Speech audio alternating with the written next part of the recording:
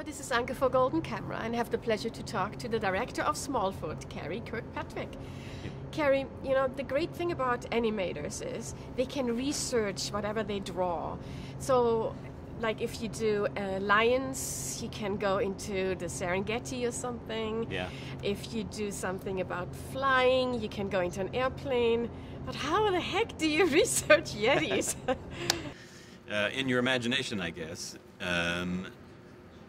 You know, I think, first of all, you know, the Yetis have been represented in cinema, obviously, in a lot of iconic pieces. So, like, for me, my first one was in Rudolph the Red-Nosed Reindeer, which is the classic Rankin Bass, which I grew up with every Christmas. So that abominable snowman, which as a kid terrified me. There's also a ride at Disneyland, which is the Matterhorn, which has an abominable snowman at the end of it, which I used to dread.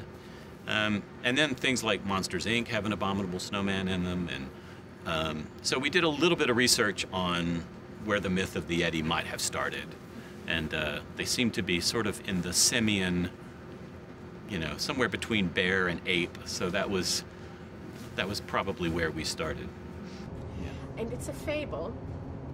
So, being German, of course, I grew up with the Grimm's brothers and Hans Christian Andersen. Right. Did you draw from those as well? Because, you know, they're the classical stories where animals represent men. Yeah, I think I've always thought that animated movies are our modern day fables. You know, they allow us to tell allegorical stories. So really, we're telling a human story. I mean, the truth is, these are humans in animal skins, but you know, allowing us to get into their point of view. That's what was fun for me, is to take this Bigfoot myth and to flip it, to turn it on its head, and say, well, we are the mythical creature. You know, we are the one that this group doesn't think exists. You know, that we're elusive, that they find little hints of our existence, like a boot or a ski pole or a jacket or a roll of toilet paper. And so I'm always interested in looking at, we are weird animals.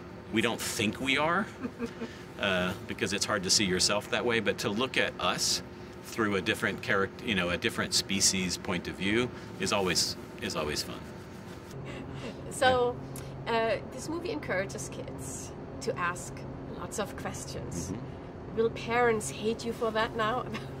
You know, kids cannot help asking questions. So, but yeah, I do think curiosity and asking questions is the basis of all knowledge gathering. I mean, you don't get anywhere unless you question something.